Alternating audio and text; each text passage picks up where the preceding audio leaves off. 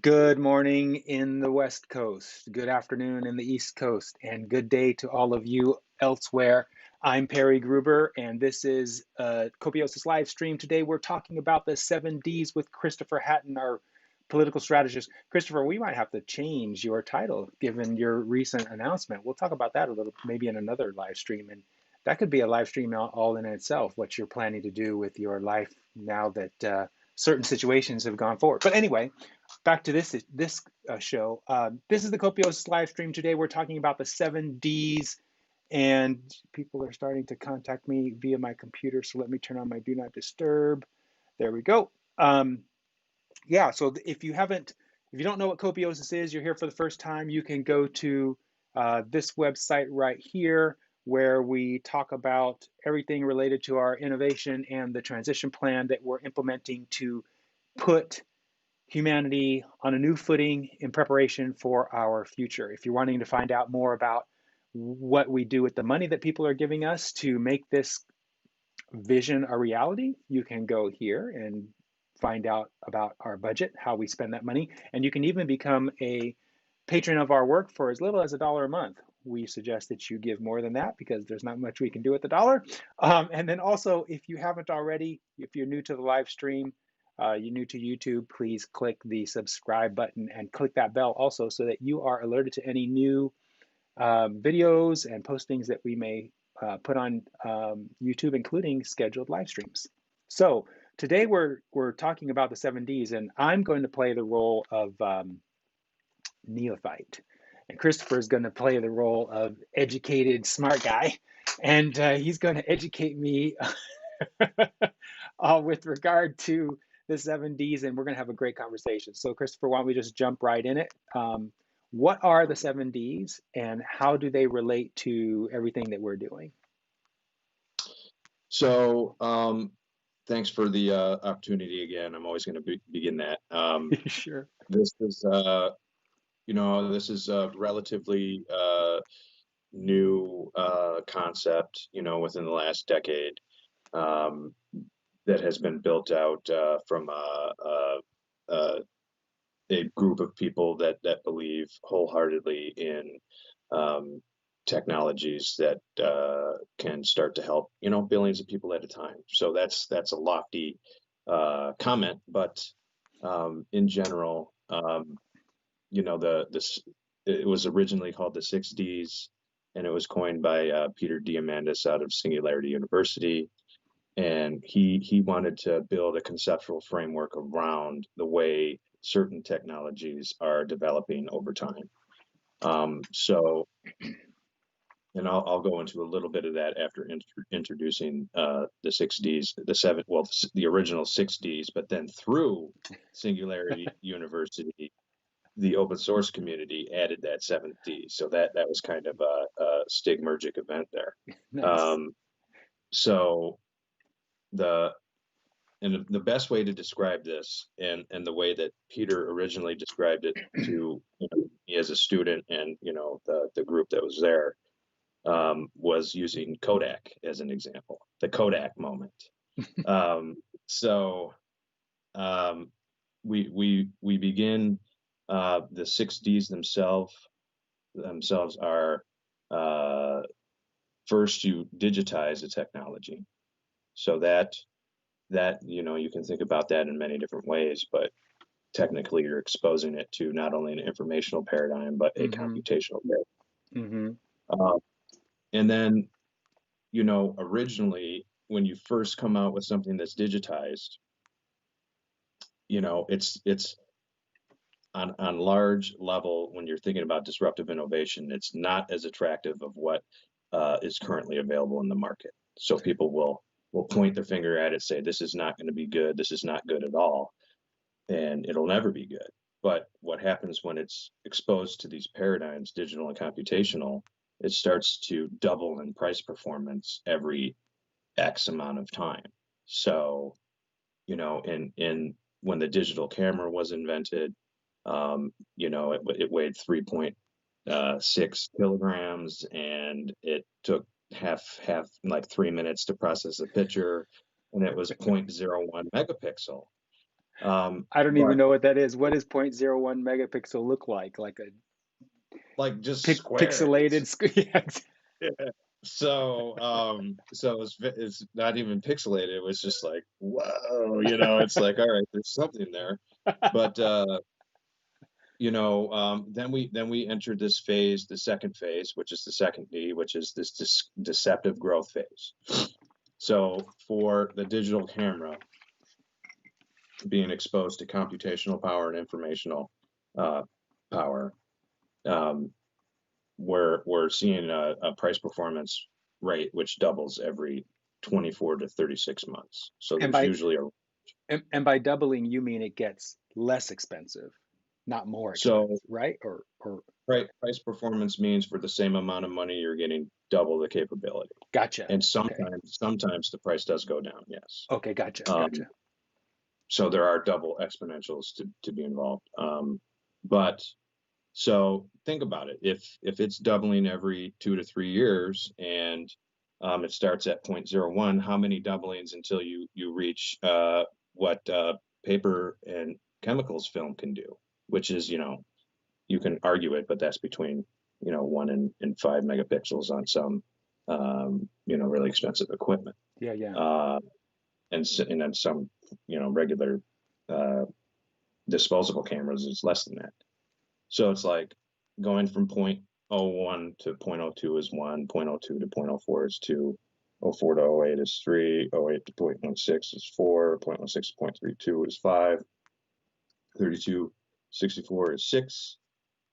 So 7 doublings to catch up with what's currently available on the market, which, in terms of 2 to 3 years per doubling, that's 14 to 21 years. So digital camera was invented in 1975, and we started to see this, um, use case and product market fit for actual digital cameras towards the turn of the last century. And so once you hit that point where it's equal to current availability of market products, it's still going to follow that doubling every 2 to 3 years. That's never going to stop. Hmm. That's going to continue to go as long as there's power. So that's the Right. one piece. Right. Uh, Right. so then that's when you hit this disruptive growth phase, because now it's like, okay, now we've equated to what's available now, but now we're offering product market fit that fits the needs of people much better because it's more convenient, it's more affordable, you can customize and you can simplify. So those are the 4 attributes of disruptive innovation. Excuse me. That's sure. So when you're entering this disruptive growth phase, that's when you hit the S curve. So that's the heel of the S curve, and then you're going on this trajectory that's straight up. So adoption speeds up, the capability speeds up, but then eventually it'll mature. And then what this conceptual framework proves is that another paradigm will take over and continue that curve. But we'll bring that in later. So So another paradigm will occur that replaces, for example, the digital camera, or another paradigm will occur that takes digital cameras to a new level. right. So my belief is that once we're able to do Neuralink and connecting your brain to the cloud or whatever, Hmm. that our eyes will become the cameras. So Oh, got that's a it. completely Got it. paradigm. And Okay. I was so wondering. I was wondering if that S curve maturing and then the new technology, a representation of that is digital cameras as like like a single reflex lens camera, a camera body turns into a cell phone, where the cell phone now is the camera instead of the camera so itself. that that's a good point, and I would argue that's a sustaining innovation, meaning that you're like the technology itself can only get so good Right, because the eyes can only see at a right, certain hertz. right. So after you get beyond that point, then it's like, huh.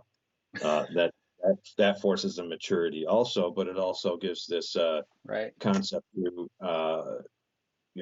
what is sight, what is color, can we improve upon that, Yeah. can we enable people to see infrared and ultraviolet, ultraviolet. Ultraviolet. So Yeah. there's lots of questions that come from that, but during the disruptive growth phase, this is where pressure is put on incumbents. Hmm. So people who build their business models around a scarcity paradigm are at risk, and I would argue all of them are right now, even governments uh, you know uh, any kind of business that has a scarcity based model.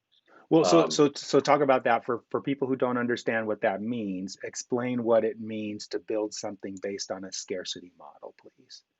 so in terms of film, um, it's like, okay, we know that we can produce a certain amount of paper and chemicals per year. We can produce a certain amount of disposable cameras per year, but then we can also offer these, you know, photography classes, or we can offer these photo albums, or we can offer these specific use cases built around scarcity, which means that you can build these offerings around this um, paper One and chemical. thing. Yeah. Yeah. Yeah. Yeah. So, but then when you shift it into an abundance type mindset, Hmm. the issues change, because now it's like people, when we'll get into this with the last D's, but people are just holding the button down. So they're taking pictures all the time, and it's not costing them any more money to take pictures. Right. So it becomes an abundance problem, which means you have 8 of the same photo on 7 different devices. So you need a filter, so that it creates this new brand of this new category of job, which then can help simplify the abundance issues that sprout up. But Gotcha.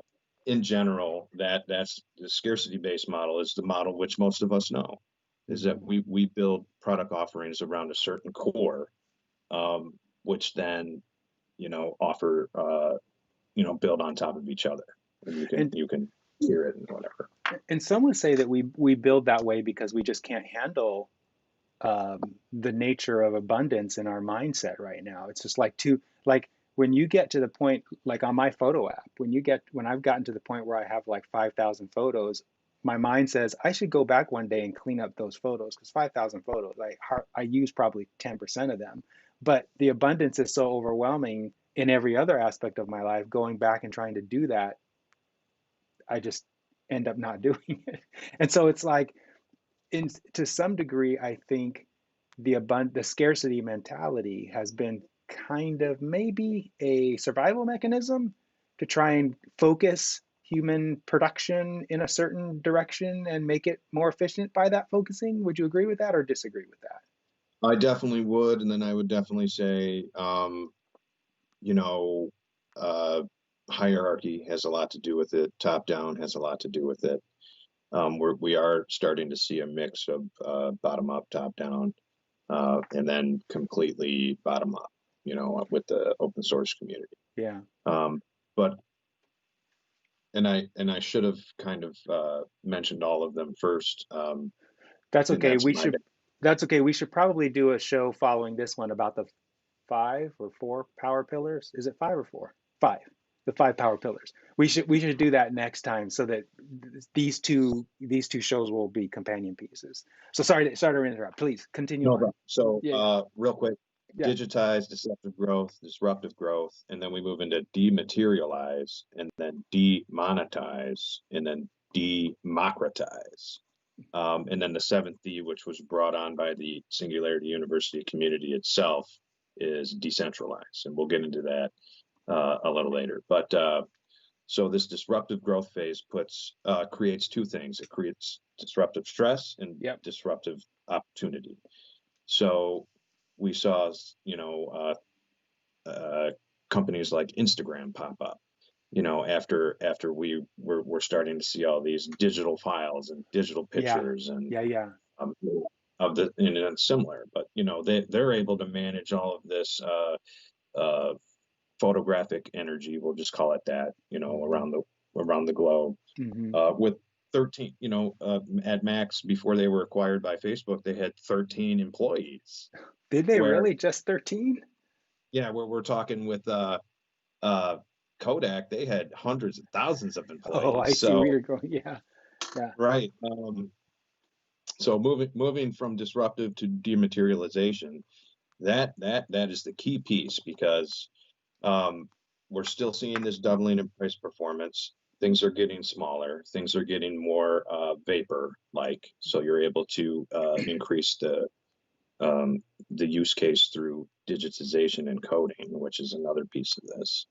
Um, and we start to see not only film cameras being dematerialized into digital cameras, but the Hmm. film itself, the photo albums, the Hmm. photography classes, camcorders, and so um, uh, photography and video started to explode in this possible abundance, which was just limited by access to these devices. So uh, the dematerialization piece is key, because we take it for granted now, but I'm old enough to know that I needed a camcorder with tapes and batteries, and I needed Yeah, to buy film and then get it developed, and then yeah, uh, buy a photo album, and then buy another, do maintenance on the camera batteries. So you needed all these different pieces to work, which was built around that scarcity model. yeah, Um, which kind of just went away. All you needed was um, so first it was batteries and an SD card for yeah, digital camera. Now it's just integral into one yeah, device, where it's exactly. you don't worry about that. And then even like Instagram companies try to charge you to be able to store photos online, but the open source community has gotten rid of that, so you don't have to pay for things like that anymore, Yeah, yeah, because computational storage, I mean, storage and computational power kind of hit a new paradigm when Amazon Web Services introduced their product. hmm, But so dematerialization, again, we're starting to see these entire industries be consolidated, into one device. And if you start to think about it in a modular way, which is hardware, it's like, okay, so we have how many things are in this device that I'm using right now? Two-way communication system, video, two-way video. I can do camcorder. I can do pictures. I can do, voice recorder. I can do. There's all these things that this device can do, which was an individual device before, which had, I would argue, trillions of dollars of research and development through time on all these devices over time. Um, so that it's like, what? And then we can encapsulate that into, over here in America, we sell phones for $1,000, $1,500, but in other places they do a minimum viable product and they give the phones away for free, hmm. so that they can get their operating system in the hands of people, which then theoretically can generate ongoing subscriptions and revenues that way. But then data and all this stuff. So that's a viable business model, and I believe open source can take that model over in the future through philanthropy. But so people don't really see this dematerialization piece, but it also happens with uh, physical locations and buildings. It happens with processes and parts of the supply chain, Give and an then it all. example. Give an example of those two, because that seems kind of incredible that the dematerialization of a building or a process could actually occur. So, what would that look like? So a really good example is what just happened last year. Okay, Um, COVID, resulting in people not required to not come to the office. gotcha. So that's resulted in the explosion of things like Zoom. Um, so we're using Zoom to dematerialize the office. That's a good way to think about what's going on right now, and data coming out on that is pretty troubling in regards to commercial real estate. Did you say And troubling? Like bad? trouble, Huh. bad, because we have workers saying, even if my boss requires me to go back to work, I'm not going to. because, you know, I don't, there's this safety and fear Mm-hmm. associated with going back into a Mm-hmm. populated Mm-hmm. place. So, and that might last for a while, long Mm-hmm. enough Mm-hmm. for Zoom to be a permanent, fixture in more and more business models. Mm. So, and then also that, like, what's that doing to Silicon Valley and San Francisco? There's a mass exodus going on right now. Yeah. Because if Yeah. so Silicon Valley's saying like, oh, you guys can work from home permanently because they know that the innovation is it's actually data showing that it's actually speeding up with virtual work. So there's lots of cognitive blocks that prevent us from seeing that. It's like we all fall into this centralized model, which says we have to, Be follow. in be in a certain place in order to get the income that we need and the connections that we need and the process production that we need. And what you're saying is that's right before our eyes, that's being destroyed. And so now I can see what you're saying, where a big company might say, well, hell, why am I spending all this money on leases when I can just have my folks work from home and totally eliminate that line item in my budget? Is that what you're Exactly. saying? And so now real Yeah. estate people are like, what the hell's going to happen to our income now that businesses are moving out of the traditional building model? It's gonna hurt, and I'm hoping that decentralized finance can buffer some of that hurt.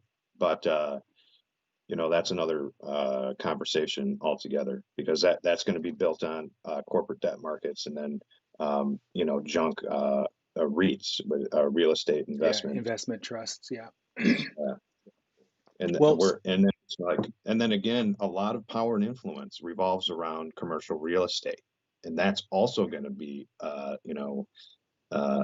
debased. yeah, because a lot of money that makes people powerful is invested in property because property is a pretty stable investment, definitely appreciative investment over time. Let me take a break. We're just a tiny bit over. So, those of you who are watching live, you're watching the Copiosis live stream. We're talking about a highly technical phenomena. It's called the 7Ds. Christopher Hatton, our political strategist, is an expert on the 7Ds, and he's schooling me on what the 7Ds are, why they're important to know about, and how this is ultimately going to affect what we're doing at Copiosis, or potentially benefit what we're doing at Copiosis. If you're new to Copiosis and you want to find out more about what we're doing with our implementation and transition plan, you can go to copiosis.com and find out more there.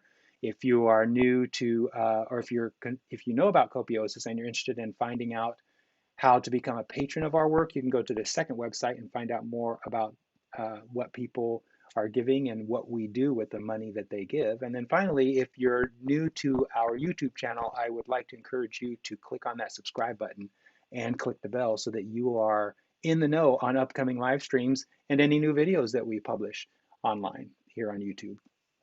So Christopher, so we've gotten, how far have we gotten through these things? We're through dematerialization. We have not got to democratization, but can you give us a sense of, and we started with the camera model, and then moved to this the business model and how these 7Ds are affecting that. Seems like a more relevant subject to look at. So can we continue with that model? Like how are these 7Ds applying to business and jobs? So, and when we started talking about it, you started talking about all the balance sheet for Yeah, decision makers in the business and people willing to move to a cheaper area so that they can have more income that's disposable because it's like $1,200 for just a bed in San Francisco. right. So this implies a demonetization of the scheme that revolved around centralized innovation and centralized office work. So, um, demonetization is an important piece because just a quick backtrack to the camera piece, and Yeah, I mentioned this before, is like if I don't have to get film or photo album or film developed or all this other stuff, that's costs that I don't have to make, expenditures I don't have to make to be able to get the same benefit from taking pictures. right. So This is where this zero marginal cost benefit comes into play in regards to these exponentials that we're trying to describe here, because the cost comes down so much, in um, our phones here, that the cost is literally the electricity used to take that picture Pretty that much. reduces your battery by that Exactly. that. So Yeah. there's still a cost, but it's you can't think about the cost of the phone. That's not the cost of the per picture, because some phones are free. So if you think about it that way, then it's just the cost of the electricity, and it will always be that way. That's why it'll never go to zero, but it'll approach zero over time as electricity gets cheaper. But hang Uh, on a second. Hang on a second about that electricity statement you made about it always costing electricity. But what if the 70s apply to electricity production? And so now you have decentralized, dematerialized, demonetized electricity production. Isn't aren't you then looking at in the same way that people are getting free phones and so their cost of producing a photo can drop to near zero? Aren't we also seeing the same thing then happening with electricity itself? So that's an important piece, because I think it's the most important trend in humanity right now, is to produce abundant energy. And yes, that is true. So if you eliminate that cost from the picture, and I should add in that it's going to be the cost of the information and then the electricity. Yeah, And if it's 3D printing, then it's any raw material, which will be yeah, pennies on the dollar in the future. yeah, Um, but so most of the information is going to be open source, so that's going to be free. But if you yeah. want brand names, then you'll have to pay for that information in a 3D print. Um, but I have this thought that, if when we unlock abundant energy, um, simultaneously we're going to be able to unlock all of these other abundance that have been locked up because of the cost of energy. Of And it's going energy. to Yeah, and it's not only going to explode those, but it's going to bring in new possibilities that were majorly energy intensive, like carbon capture and desalination, um, which are going to unlock a whole slew of other things that are beneficial to life. Um, well, which goes into copiosis, yeah, because yeah, yeah. No, um, go ahead, go ahead. Yeah. right. So that, and I'm sorry I haven't tied it in earlier, but it's like, um, the pace of demonetization across the board is, and it's not clear, unless you really look at it, um, is leading to this situation where we're going to start to see things like the necessities, food and clothing, shelter, education, healthcare, uh, you know, exposed to these decreasing marginal costs, Mm-hmm. where all of five of those things can fit into a budget of $5 a day or less, Yeah, and then that's going to keep going down. yeah, yeah, yeah. So then more and more people across the globe are going to be able to access that. Um, and you might not know this, but South Asia and Africa have the biggest growing mobile phone markets, because those devices are being given That's away right. for Given free. away for free. That's right. But then when you open it up to this open source paradigm, you find ways to explode genius and innovation, without, as a happy counterforce to this constant data collection scheme that we find ourselves in. Well, I find so a couple of questions. A couple comments. The first one is definitely we are experiencing genius deserts where there are geniuses, but because of the way the economy has the system, the whole world, civilization has operated, in some countries, the geniuses don't get the opportunity to rise to the surface and have an impact on the world because they're too busy just finding out how to get water from the river or food from the land. And so the 7Ds is going to facilitate kind of like an explosion in these areas, like Africa and China, where there are billions of people that are basically subsistence living, who will ultimately become no longer subsistence livers and then have the free time that's necessary to exert one's genius by following their passion. So that's one thing. And then the other thing and this is a kind of a concern I'm expressing, is there is in this 70 process a process whereby the haves get to have more while the have nots get to have more too, but the inequality of that shows up in kind of like the way we're seeing. So as these things become more ubiquitous and democratized or demonetize, those living in, for lack of a better word, richer countries, richer modern country, richer, more developed countries get more benefit than those who don't live in those countries, even though we're seeing the process of these 70s happening everywhere. Would you agree with that? And is that a problem in your mind? So technically, yes, the 70s do not, you know, Level the playing field.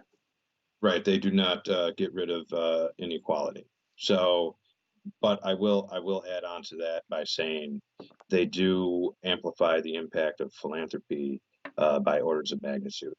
Because if you're able to uh, engage in the same amount of giving, but each thing that you're giving towards has a decreasing cost, that means that more people will see the benefit to that. And there's this phrase from Peter Diamandis and the Singularity University folks called the Techno Philanthropist. So we're starting to see this new breed of philanthropists that is gravitating towards open source and helping multiple uh, people across the globe, transcendent of national borders at the same time.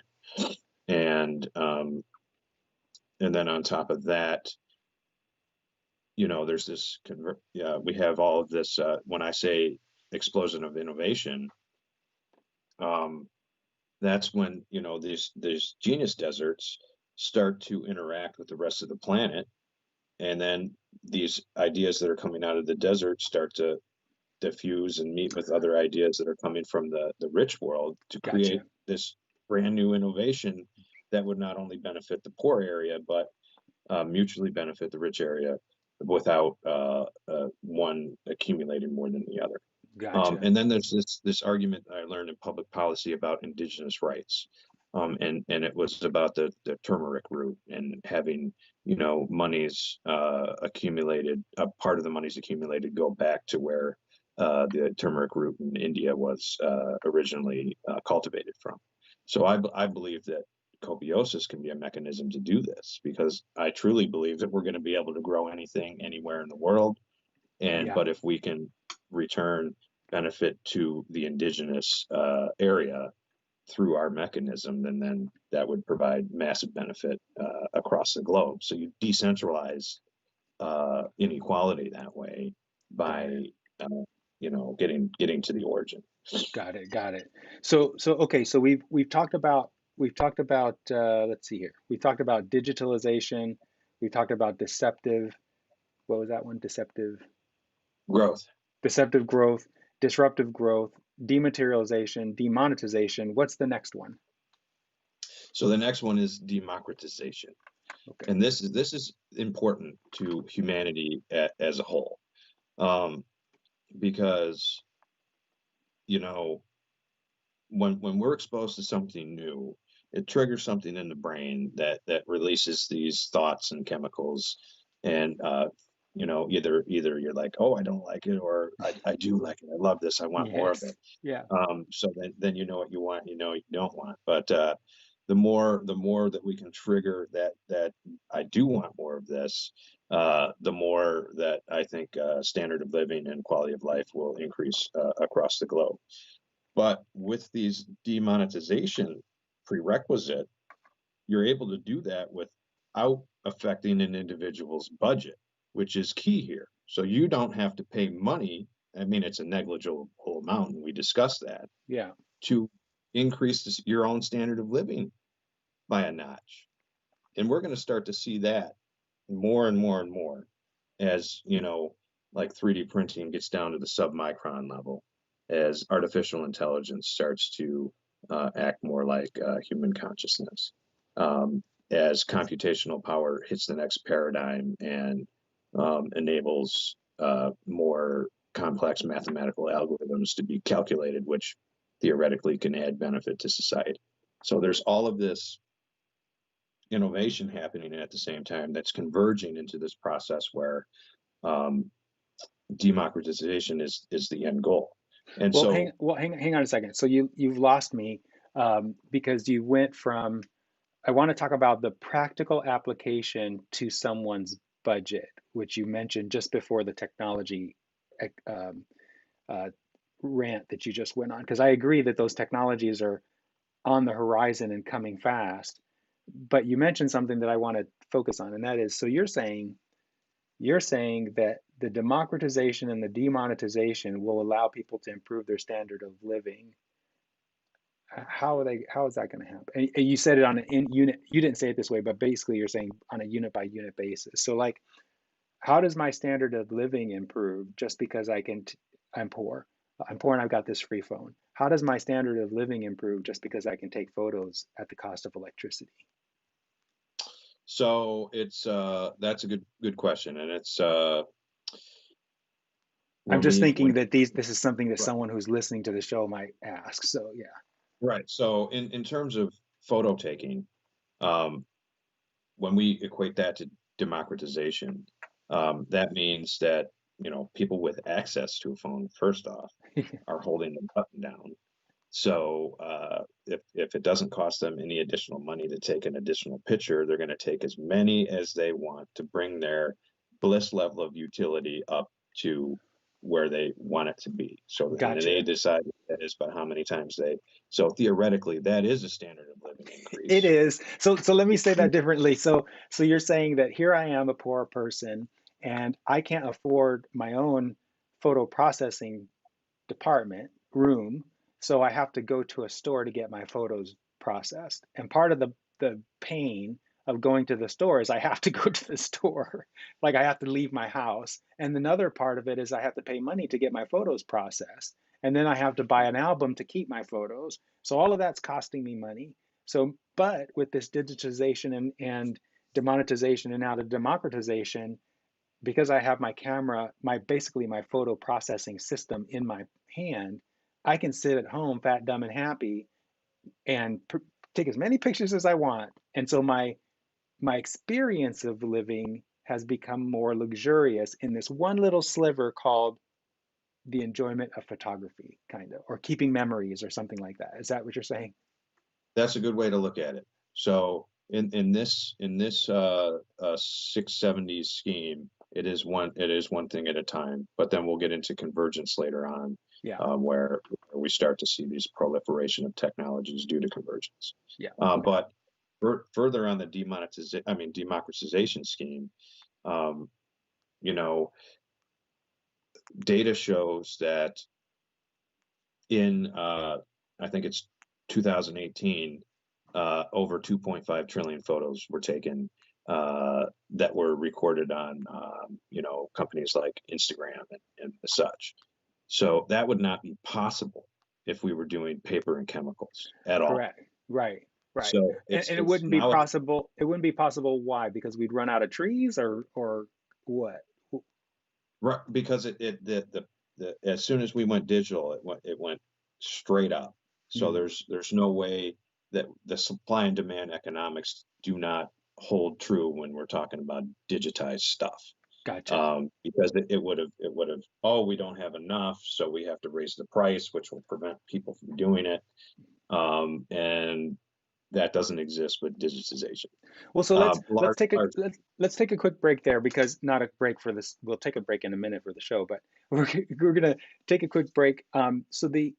So what I understand you're saying, it, let's talk economics for a second. I know you have some background in economics. So um, is economics is economics the field of study only valid in the environment where perceived scarcity exists? And I think the answer to that is yes, because what you're describing with the digitization and demonetization of everything is that suddenly you don't have the supply and demand problem. And so if you don't have the supply and demand problem, there's not a price problem because prices are what control the resource distribution of supply and demand, right? And so how valid is the field of economics? And the reason why I'm asking this question is because the field of economics has a huge impact on society at large. And so, Yes. are we not, by moving through these 7Ds, are we not making the field of economics irrelevant as we make price irrelevant and we make cost irrelevant? So technically, what the 7Ds do to the supply and demand graph Yeah, are through moving through the process, supply and demand merge into one line, and then they follow a marginal cost curve towards zero. towards zero, That's right. that's what it looks like, and that does indeed null and void most of the Economic research that's theory. been done Yeah, in the scarcity. yeah, yeah. So Well, hang on a second, Chris. Let me turn that economic curve into a practical application. So you said the supply and demand collapse into one line, all moving towards zero. And what that looks like, from what I understand you're saying, what it looks like in a human being's life is you become the supplier and the demander, and there's nothing in between keeping you from getting your supply met or your demand met. Just like with the camera taking pictures, there's no one standing between you taking the picture and you getting the picture that you took, right, and it's because costing you nothing to really make that happen. so the closer the price gets to zero, the more quantity you're going to want until you hit your bliss level. Correct. So, Right. and that's saying anybody can get as much as they want without affecting the ability of anybody to get as much as they want. That's what that's saying, That's and well said right there. that's abundance. Yeah, it is. It is. I'm gonna grab some more coffee. I'll be Sure, right it's a back. great time for a break. Yeah, yeah. So for those of you who are new to Copiosis, we have live streams like this all the time. This one's probably one of the most technical we've ever had, talking about the 7Ds, the process by which society is moving to zero marginal cost through a rigorous and verifiable process that Christopher is calling the 7Ds. We're talking with Christopher Hatton, our political strategist, who also happens to have some background in economics and also is a scholar in futurist thinking. We are on the Copiosis live stream. We have these live streams occasionally, but we also have regularly scheduled live streams like Devil's Advocate every Monday at 1 o'clock Pacific time. If you're interested in finding more about Copiosis, you can go to this website where we have all kinds of information about our transition plan, our actual transition that we're implementing, and what Copiosis is all about. If you're not new to Copiosis and you want to know more about how we're implementing Copiosis, you can also go to copiosis.com. But if you're a little more advanced and you're interested in supporting what we're doing, you can go to this website on Patreon and find out what we're doing with money that people are giving us to make Copiosis a reality. And you can even become a patron yourself for as little as $1 a month. And then finally, if you haven't already, please click that subscribe button and click the bell also so that you are in the know relative to new videos that we're posting and new live streams that we're scheduling so that you don't miss out on what's happening here at the Copiosis YouTube channel. All right, Chris, welcome back. So um, we got to, I think we got to democratization, right? Yeah, So now we need to talk about, is it decentralization? Is that the final one? that's right. Okay. So, and we did kind of run up into a wall with the 6Ds when we started talking about inequality. And this is part of the Singularity University bringing in a solution to inequality, which is decentralization, which is saying let's level the playing field by saying, hey, we as people at the ground level can create these goods and services that will increase our own standard of living and quality of life without you guys. You guys being the power pillars, business, government, religion, nonprofit, and the rest.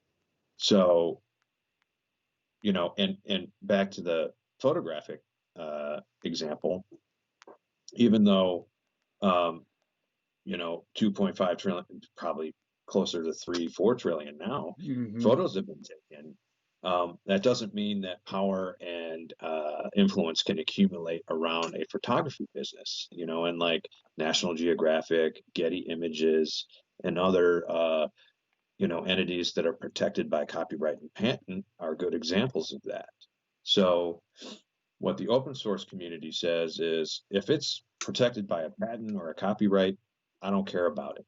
I don't care anything about it, whether the technology's good, whether it's beneficial to humanity, don't care. Open source it and then we'll talk. So that is the mentality of people now, saying, I don't care. And I believe that I can create a product that's just as good, open Ah, source, that gotcha, other people that can then participate with and create this festival of the commons. But gotcha.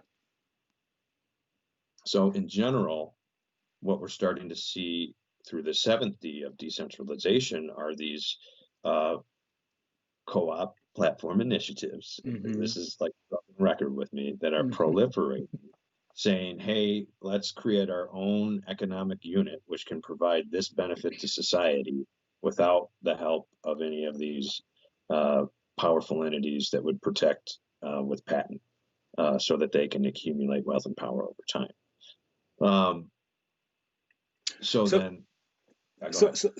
so there's a in my listening as you describe these open source cooperatives, there's a there's an element of tension in my mind as I think about it, in the sense that there's a kind of an escape velocity that society has to reach before it can push away from the power pillars. And we'll talk about the power pillars in another show, but there's still an element of power exertion on the part of the power pillars that make being able to do what the open source community wants to do really, really hard.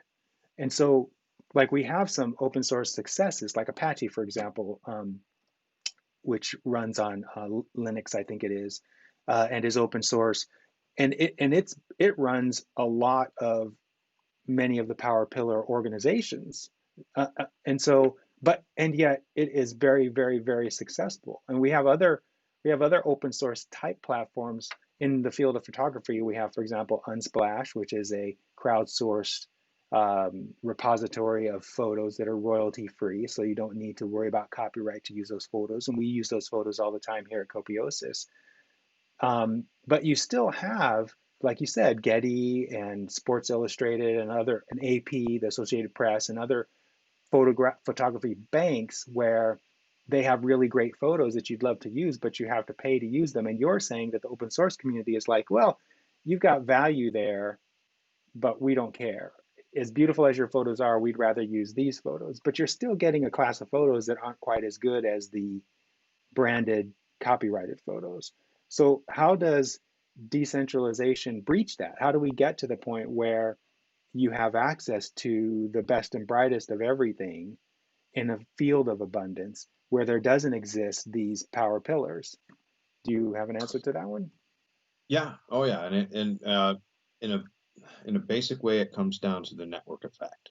So at this point, there's still a strong gravitational pull to centralized media, censored, the internet as it is right now, which can be censored, and it's centralized and it can be hacked and all of this stuff. So there's development of like Web 3.0, and people are cutting the cord for regular cable and, getting their own curated, channels, which is new. Mm-hmm. So, I have an argument going. People have been cutting the cord at about 5% per year. I think that's about to go up to 15 plus.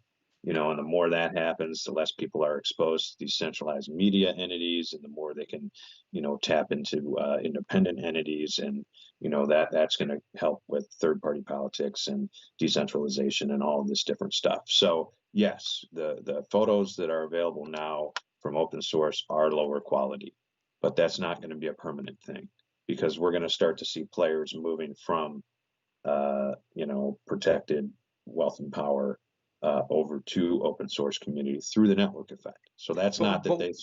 but why would they do that? What would be the value of like Ansel? I know he's dead, but Ansel Adams, a famous photographer who's making a butt ton of money off of the private copyrighted network. Why would that person move into an open source network where all of a sudden he's not making any money, or maybe less money than he was? Or are you saying that in the open source network he could make as much or more?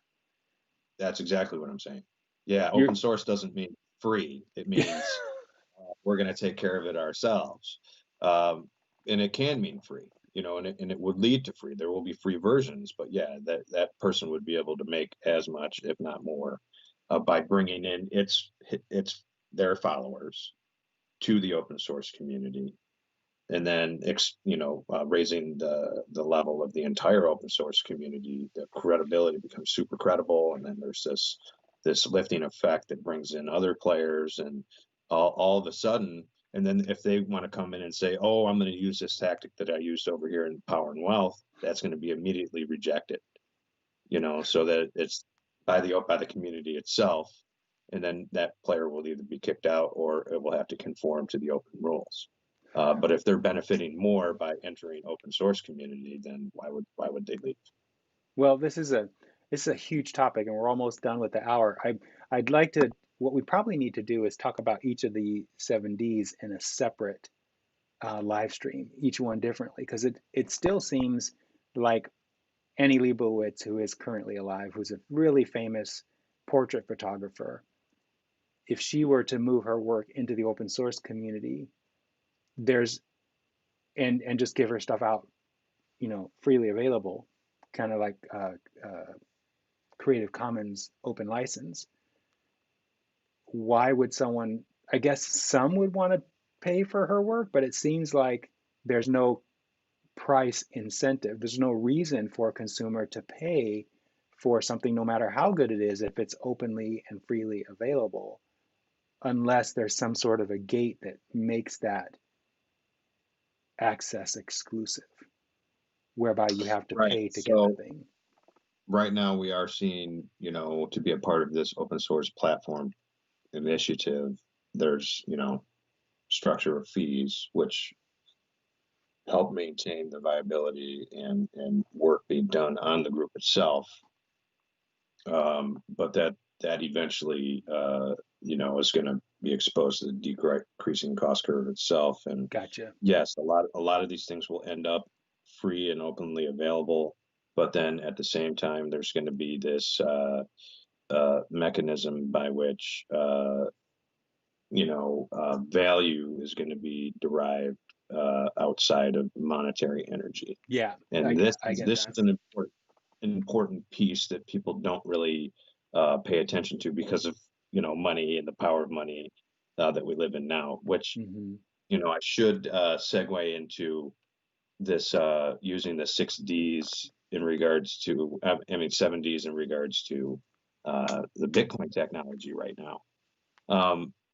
So people, usually when something is new, it's scary, and especially when it's a monetary thing, it can be used by nefarious Yeah, individuals to do yeah, nefarious things. And that's yeah, been the case since with- gold and paper money and yeah, plastic yeah, and Bitcoin. But when you apply the 6Ds to Bitcoin itself, you start to paint this picture of the possibilities of the future and the promise of the future through these mechanisms.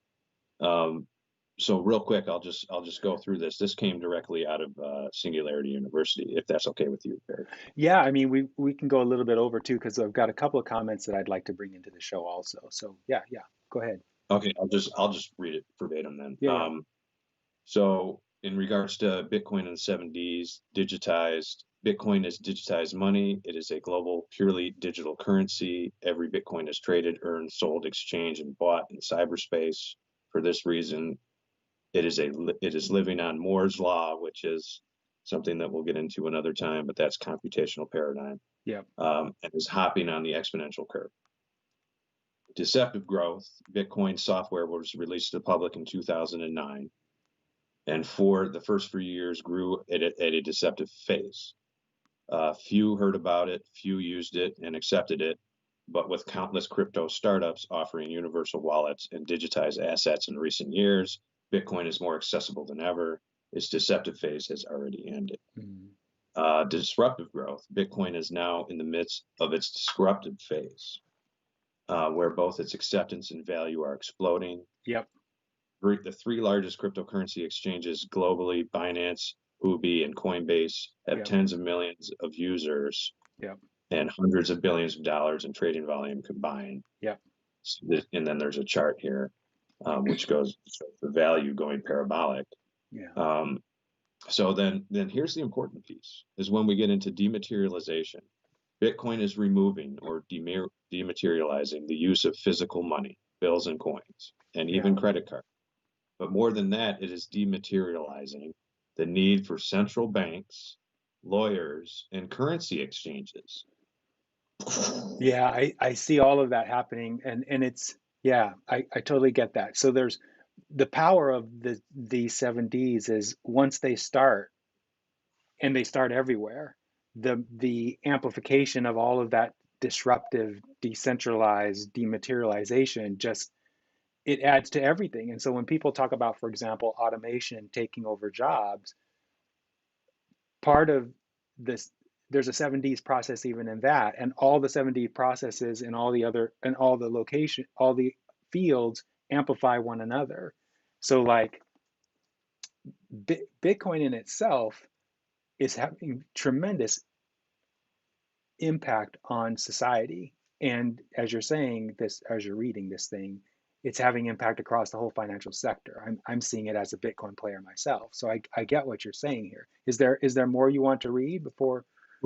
Yeah, I'll do this Yeah, real yeah, quick and then we yeah. can go to questions. Demonetization, Bitcoin eliminates middlemen, banks, lawyers, and exchanges, and demonetizes costs of transactions. Lower fees. It makes it cheaper to use, spread, and share money. Hmm. So people would argue with that, but the fees that the highest fees of Bitcoin are still way lower than the fees of any of those other players. Yeah. Um, Democratization, Bitcoin makes access to capital available to everyone where there are no banks, no ATMs, no credit card suppliers. Ultimately, as we move, and they're predicting over the next 3 years, to a world of 8 billion digitally connected humans, Bitcoin makes currency available to anyone with an internet connection. So, and then when you add the seventh D into that, we are now offering this sovereign financial system where anybody with a Bitcoin wallet can become their own bank with Right. all the services of the bank, loan money to others, and Yeah. with smart. So there's this completely leveling, mechanism at work. So, sorry, I It's just get okay. excited. It gets really complicated for a layperson to understand everything that we're talking about because there's so much sophistication and so many layered disruptive forces happening. And the 7Ds are kind of the basis of that layered disruption. Can't do it justice in an hour. But I do want to bring in some of the comments that were made on during the show. So um, KJ is trying to tie it back to Copiosis. He's saying ultimately this sort of thing I think would evolve into the kind of MBR stream that creators would be generating in Copiosis. Yeah, I Yes. think he's right there. And then he also says, I've created I've created a few things in recent months that I quote unquote copyrighted under Creative Commons license, meaning all they have to do is use my stuff is give me credit for the original idea. I still don't see um, how people will benefit financially, and I use that in quotes because it, the benefit is no longer going to be a financial benefit because finance won't be needed to get the things that you want or need in the future. So the So trend, go ahead. I will say that as the network effect of the open source community grows, the financial benefit in that centralized entity is going to decrease. So that mindset's going to shift, and they're going to be like, "Oh, I see this is going to continue to decline. So I'm going to go to where I love and participate in lifting that entire." That's again, that's an eventuality, and it's a promise focused eventuality, of course. But it's you know, it can go the other way too. So I won't say that No, it it's can't. it's no, it's a good point, and it's that's exactly the role that Copiosis is playing. Is that, and we have our own 7Ds process, and right now we're in the process, kind of maybe in digitalization or maybe deceptive growth with our Yes. own implementation plan, and so it seems like everything follows the 7Ds path. And so there's a bright future for Copiosis in the future coming. And I'm excited about talking more about this. We're almost out of time. So this is a good time to stop. It would be really good to possibly come back and talk about each of these 7Ds as an individual thing, but I think the next show we should probably do is one on the five power pillars. That would be really Okay. helpful, I think, for people to understand what's at stake with regard to the transition that we're doing at Copiosis and why it's so cool what it is we're doing. Does that sound good to you? Yeah. Okay, so we'll have you back and we'll talk about the five power pillars. But for now, folks, you have been watching the Copiosis live stream. We're talking with Christopher Hatton about the 7Ds. Very complicated process. Probably have to watch that one over a couple of times to really understand what we're talking about. And we're definitely going to come back and talk about each of the Ds in succession separately so that we get a better understanding of what these are. If you're interested in finding out more about Copiosis in the future, please go to our website, copiosis.com. At Patreon, we have a Copiosis web page there too, and you can find out more about how we're using the money people are giving us to implement our transition plan, which is going along quite successfully, by the way. And then finally, if you haven't already, please subscribe to our YouTube channel so that you get notifications of live streams that we schedule. We are scheduling more and more all the time, and don't forget to click that bell so that you are alerted to the new videos that we post and the live streams that we schedule. Tune in next week, Monday, at 1 o'clock Pacific time for our ongoing series Devil's Advocate, where Jill Dell and I talk about the sticky questions that Copiosis causes people to ask and the answers we give them that usually answer the questions they ask. So you've been watching the Copiosis live stream with Christopher Hatton and myself, Perry Gruber. Thank you, Chris, for being on the show today. Really appreciate you as usual. Another stimulating conversation. And thank you, audience, for participating. Have a good rest of your weekend, and we'll talk with you later. Bye.